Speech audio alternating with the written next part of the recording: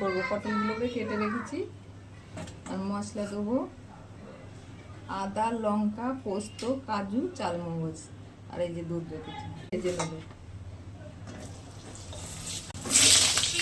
ভাজা হয়ে গেছে, তুলে নেবো। জিরে দিলাম আর একটু তেল দিলাম, গোটা গরম মশলা, শুকনো লঙ্কা দিলাম, ফোড়ন,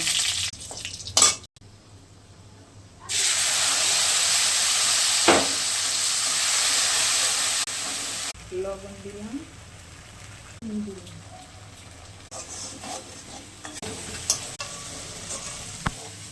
ভেজে রাখা পটলগুলো দিয়ে দিলাম।